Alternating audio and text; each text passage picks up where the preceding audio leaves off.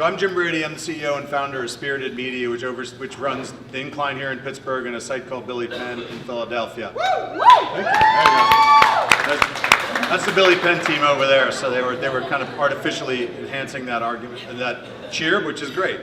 So I just wanted to talk a little bit about why we're in Pittsburgh. We launched Billy Penn in October 2014, and the aim of launching that site, after I was in the newspaper industry for many, many years, a couple of decades, and decided after getting out of my last newspaper job in 2013 that I just wanted to do something pure digital, and I wanted to go after an audience that was a little underserved by your traditional newspaper, which is a younger audience. We wanted to serve them with a lot of voice. We wanted to serve them on the platform that they're reading their information, which is on a cell phone, or on a phone, or on social media.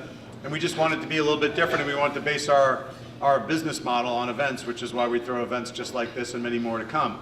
After we did Philadelphia, we raised a little bit of money from Gannett, which is the largest newspaper company in the US, and that allowed us to launch into other cities. So when I went out to look for what that second city was going to be, I focused on Pittsburgh, Baltimore, and Chicago. And the truth is, when we went out the door looking at sites, I thought we would probably end up in Baltimore. It's a little closer to Philadelphia, and I know how much, I know. You guys are ahead of my punchline, but every time I went to Baltimore and every time I came here, the odds of it going to Pittsburgh just got greater and greater, because a lot of what you'll see that we try to do is we try to connect with the audience in a way that a lot of traditional media have struggled with. We try to talk to them, we try to meet with them, we try to focus on building news brands that people really love as opposed to a news brand they respect, because we feel like in the new age of media, people have to have a connection to you that's a little bit deeper than just reading you or watching you. They need to feel like they're part of what it is you're doing.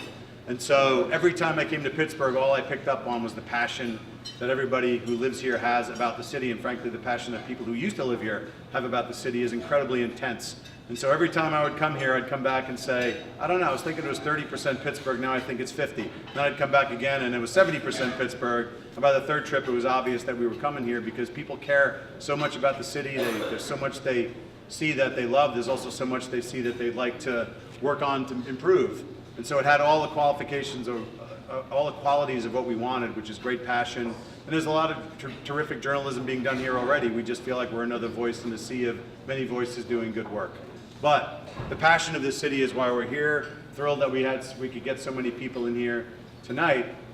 And from a standpoint of the sort of the irony, the first person literally I met with when I came to Pittsburgh, when we were doing kind of trips here for 2 or 3 days to meet with different people in the city to try to figure out if this was the right place to come, was Councilman Gilman, who my first notes from the first meeting were all these amazing stats about the city and how the city was getting the demographics of the city, and I walked out of there with about 3 pages of notes, and that was what I think the first 5% of my shift came about coming here rather than going to Baltimore, because I know how much you guys like beating Baltimore. So if I was playing to the crowd, I'd say the real choice was Cleveland, but I don't play to the crowd that much. I don't be stretching the truth. So I wanted to bring up Councilman Gilman to just say a couple of words and appreciate that he is here tonight. If there were 3 pages of notes, the first 2 were Eagles suck, Flyers suck, Phillies really suck. We just went down the list. No, when I got asked to meet with Jim, the answer was easy. Not only because I obviously would welcome anyone to convince them on why we live in the greatest city in the world, but I get, and I just told him this, I get 99.9% of my news about Philadelphia from the Billy Penn. That is how I learn about what's happening in city council, happening in neighborhoods, what are the policies of Philadelphia that we want to emulate or not emulate. And the reason is it is such the perfect model for exactly what my need and knowledge and interest is in Philadelphia. I don't need to know about every fire in a neighborhood or whatever it is, though those are important news pieces, but for me, it was very focused on the things I wanted to know about the city. And so when we sat down and we kind of talked about what's the landscape of Pittsburgh, and I know we have a ton of my friends who are some brilliant journalists from radio and TV and our newspapers here, I talked about a gap that I saw with a lot of my friends who were no longer turning in the traditional way to the 6 o'clock news or whatever it was, but wanted to know all the stuff I talked about Pittsburgh and why I love Pittsburgh and why I promote it so much. And they wanted that source. And I told them, you can fill that gap in such an amazing way. And, Lexi can tell you, I feel like it may have been the first day, the second day of the Incline, they did a piece around housing prices based off actual data from Trulia, and it was fascinating. It was new information, different than anything I had seen. You can read lots of stuff about housing in Pittsburgh and affordable housing and rental rates, but there was this incredible data-driven story that was summarized in 140 characters or less, caught my eye instantly, taught me something new about the city, provided me new talking points for both promoting the city and highlighting where we have trouble and need to work. And it was such a powerful, and I really do think it was, in the first week, one of the first couple days, and I knew the Incline was going to succeed here. It is a compliment to the great journalism we have in this town. It is a compliment to the great people who are working in this city in journalism, but it is going to feed into this changing city so well. The National League of Cities is here, as many of you know, and we have about 3,000 elected officials from around the country. And I've had the chance to give a couple tours and spend the day with them, and last night, first of all, the mayor asked, raise your hand if you're first time in Pittsburgh, and I would say it's about 80%. Then he said, leave your hand up if you were shocked by what you found, and no one put their hand down. And consistently, people are coming up to me just talking about how unbelievable this city is, and how much they love it, and they didn't realize the incredible arts and culture, and how green it is, and how vibrant downtown is, and all these great things, and how deadly it is for a pedestrian. Also a major talking point, which I can't argue. I'm not fighting them on it. But they're just talking about how amazed they are because this city is changing. And as the president of the NLC said today, there's no greater story in America than the Pittsburgh Renaissance. And there's no greater opportunity for what cities will look like in the 21st century than where Pittsburgh is today and what is poised in for the future. And the Incline has tapped into that in an amazing way. So I'm glad I was the first meeting. I'm glad I convinced you of the many reasons why Pittsburgh was better than Baltimore. I'm not sure I should pat myself on the back. I feel like that's a gimme, but I'll take it. And also I want to quickly just say to the honorees here tonight, an amazing group. I've the fortune of knowing many of you and working with many of you, but what an amazing group in the future of Pittsburgh in the marketing, PR, communications field. And I look forward to being here for the 1-year, 5-year, and 10-year parties. Thanks, guys.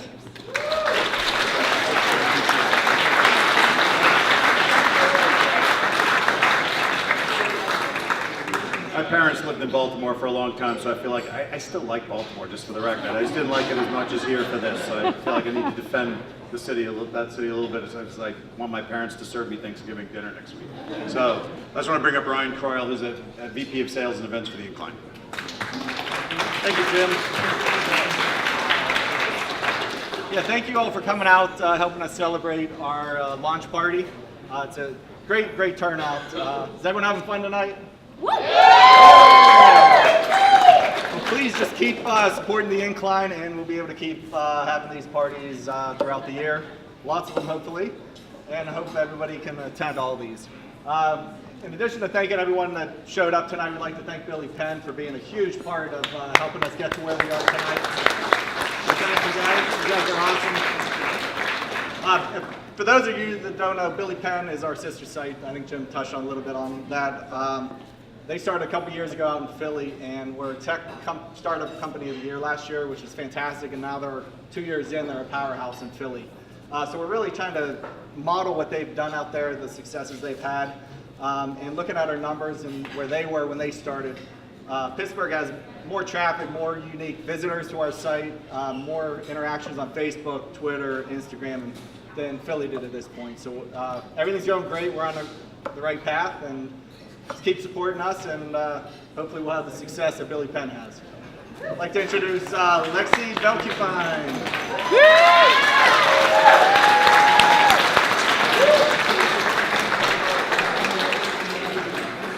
Hey everyone, I'm Lexi Belkufine. I am the editor of The Incline. Thank you so much for being here tonight. We are so excited to be in Pittsburgh. We are so excited to celebrate with you. And we're so excited tonight to be able to recognize our Who's Next communicators. People who absolutely we have to thank tonight are Jim and Joan Brady. Thank you for coming to Pittsburgh. We are so happy to be here. Thank you to Billy Penn. And of course, I would be totally remiss to not thank all of the awesome journalists who are in Pittsburgh and who have welcomed us with such welcoming arms. And we, one of the things that we do at The Incline is we link out. We're gonna connect people to great Trib Live stories. We're gonna connect people to great Post-Gazette stories, to WSA. When there's something in the New York Times that you need to know about Pittsburgh, we're gonna send you right there. We wanna be your one-stop shop for all things Pittsburgh. And so how are we doing things a little bit differently though? Because we're trying to occupy a space that is just a little bit different, like Jim said, and we are finding that we are achieving that goal. And so things that we've covered so far, you know, whenever we go to a political protest, we go on Facebook Live. You can come to us to see these things happening in real time.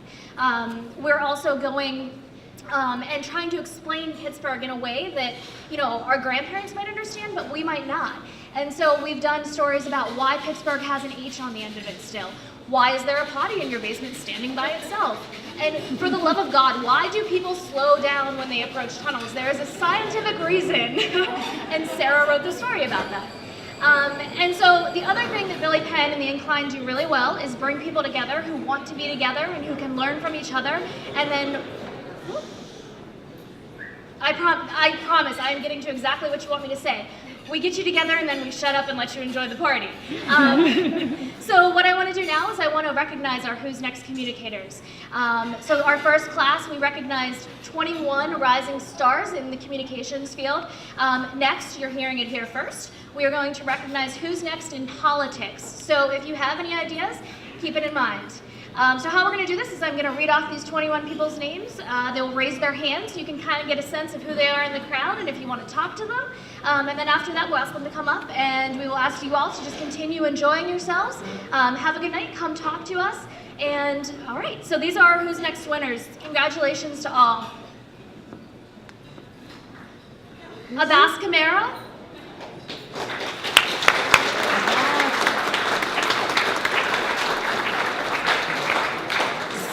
And we'll hold applause because we really do just want to let you guys get back to drinking and eating and enjoying each other's company. Stefan Bantrager, Adam Brandoff, Ben Butler, Meg Campbell, Rosalind Colgan, Keegan Gibson,